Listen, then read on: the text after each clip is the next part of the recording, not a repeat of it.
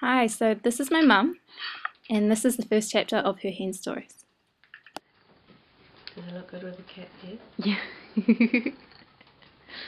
Okay, so I was going to ask a few questions before you started. How'd the hen story start? They started out as bedtime stories to you guys. And I would tell different bedtime stories about different things. But when I started telling the hen stories, you guys got really interested in the hens and you kept asking for more stories. So I had to keep telling you lots of hen stories.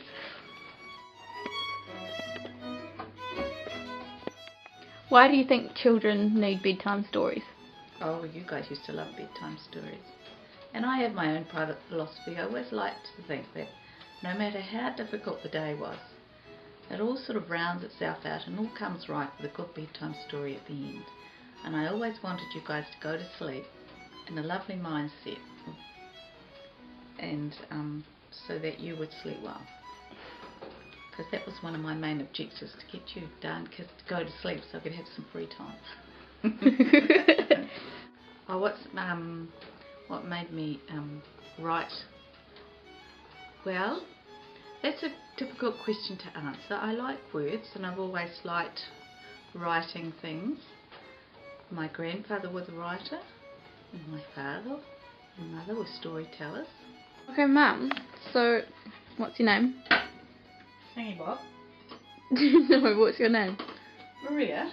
Yeah, and have you written some stories? Stories? What are your stories called? The hen stories? Pretend I'm little again.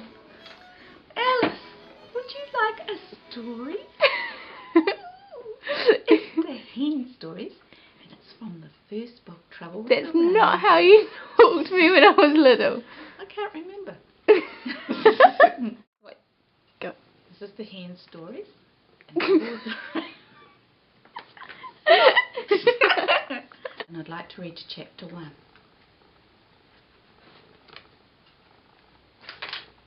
A colourful beginning.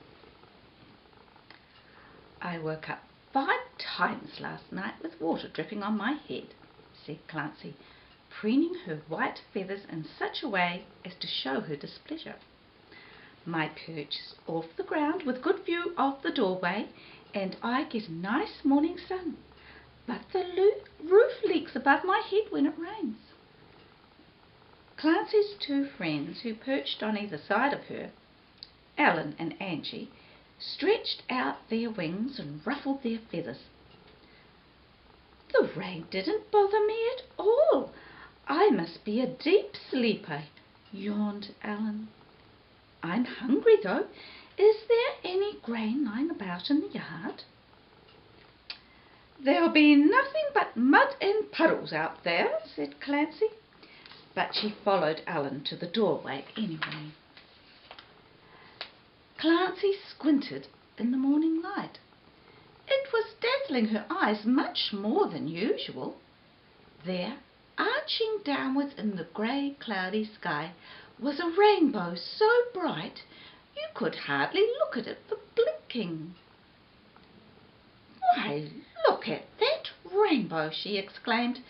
It must end in the field right behind Horse's stable. Maybe there's gold at the bottom of that rainbow, cried Angie excitedly. The very thought of gold made Angie flap her wings in anticipation. All you have to do is get to the rainbow before it disappears, and you will find enough gold to keep you for the rest of your life. Oh, if only it were that simple, sighed Alan. I've never known anyone to find gold at the bottom of a rainbow and be happy with it. Nothing but trouble. That's all you get with rainbow gold. Clancy frowned. Who do you know who has found gold at the bottom of a rainbow? No one, said Alan. But the sparrows do. They told me that a sheep found some gold in her field, and now she can't sleep because she can't stop counting it. She hasn't slept in 3 years. A likely story from those sparrows, said Clancy. Clancy had a very low opinion of sparrows with their ceaseless chatter. Gossip and hearsay was all they could chirp about. Angie gazed up at the rainbow, willing it to have gold at its end. The colours are so strong. Do you think the stronger the colours are, the more likely it is that there will be gold at the end of it? Clancy stepped into the mud. I am going to find out. If there is gold, I will use it to fix the roof above my head. There's no trouble in spending money on practical things like that. Ellen and Angie watched Clancy make her way across the yard until she had disappeared around the corner. If she gets to the gold before we do, said Ellen, I'll never get any satisfaction from hearing her go on about it, how she found the gold, and if it wasn't for her, the roof would still be leaking. Ellen hurried after Clancy. Wait for me, cried Angie. There's something about those colours. I just know it. There's something there. When Ellen and Angie reached the field behind Horse's stable, they could see Clancy bathed in rainbow colours as she bent over something in the grass. Here we go, said Ellen. The two hens ran the rest of the way across the field until all you could see of them were their backs, coated in shimmering, dancing rainbow colours. What is it? Ellen asked Clancy. It's a box, and I can't open it, said Clancy. The latch is stiff. The box was old-looking, made of wood with a curved lid and straight sides edged with metal. Not a single nail or peg held it together, except for the latch, which joined the lid to the base and kept it firmly shut. Angie placed her wings in front of her eyes.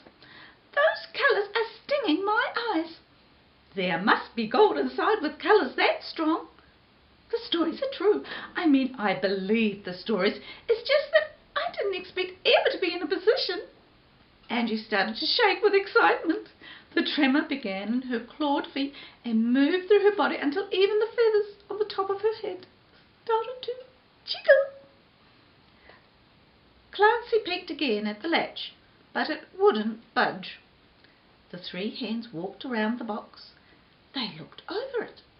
They clawed at the grass and tried to peer under it. They pecked at the wood without making the slightest dint. Opening the latch was the only way to get inside. Spit on it, suggested Angie. Spit on it, clucked Ellen.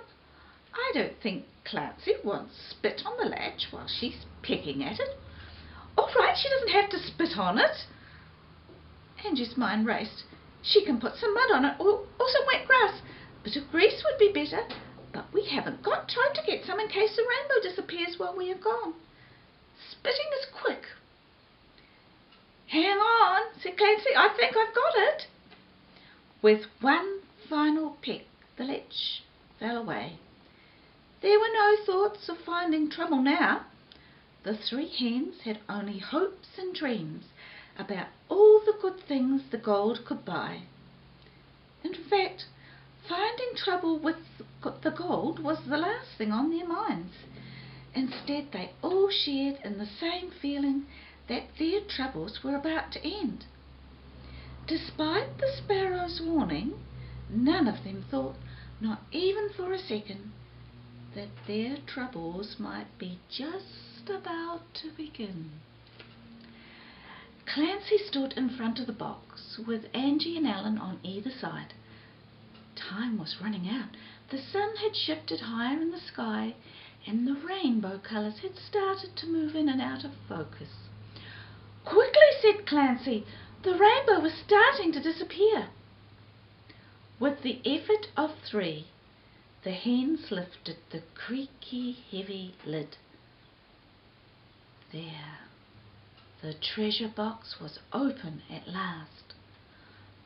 All three hens peered into the box. It was empty.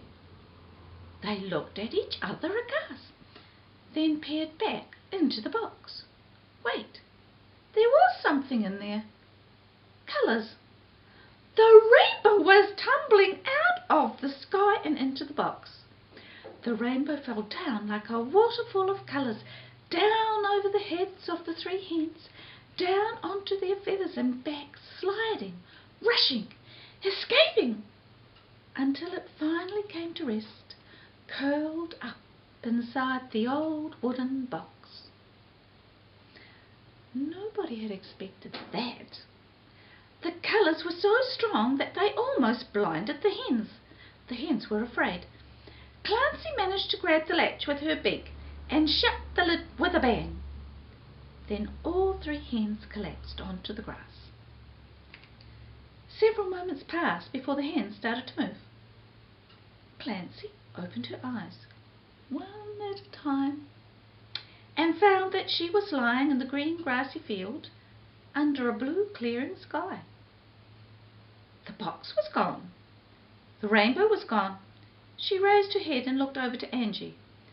She looked once, blinked several times, then looked again. Clancy's mind was filled with questions. Where? How did? Why? So when Clancy spoke, her questions ran into each other and she didn't make a lot of sense. Angie, where are your white feathers? Why this strange colour? How come? Angie stared down at her feathers.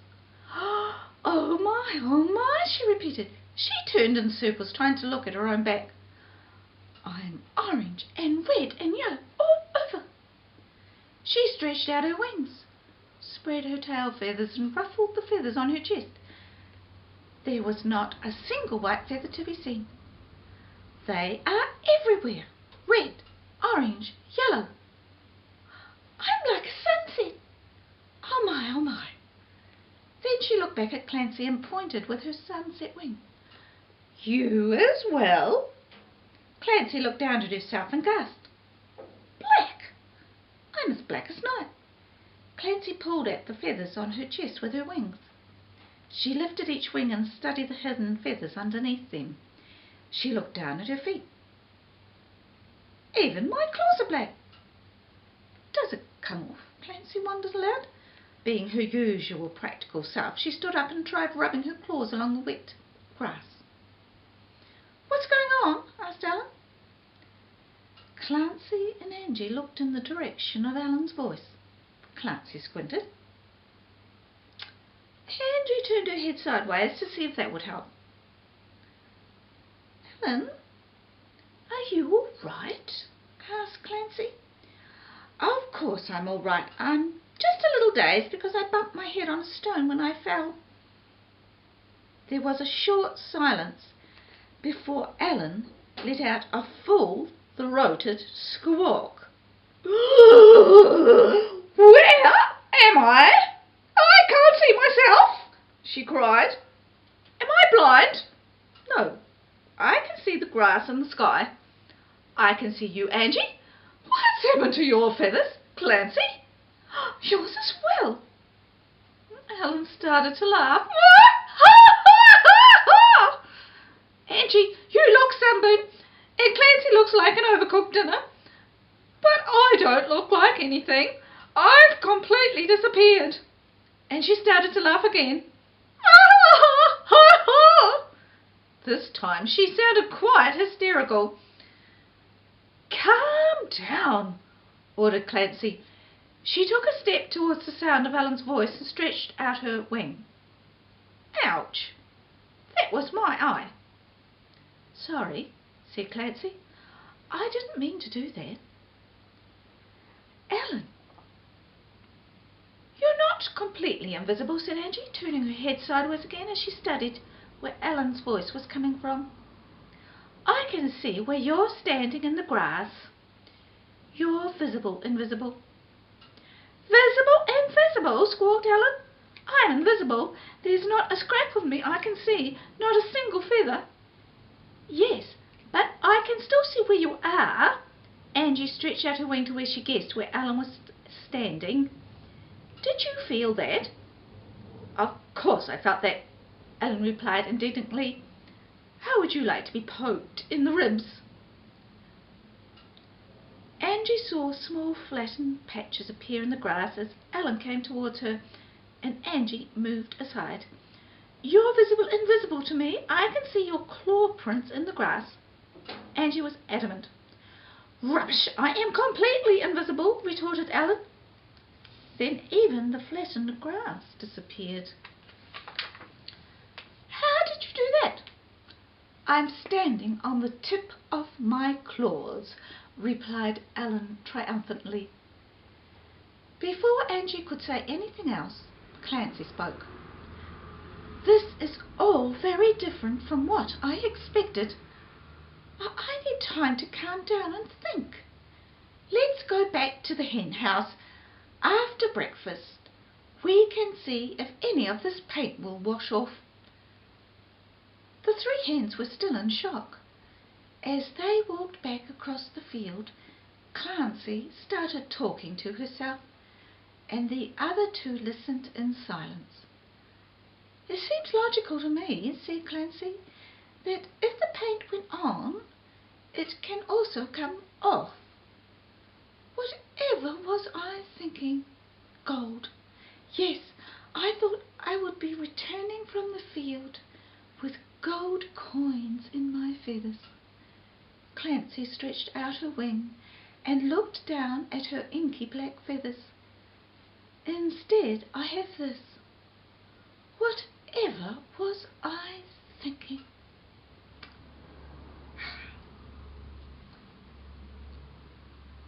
End of chapter 1. Doesn't that look nice?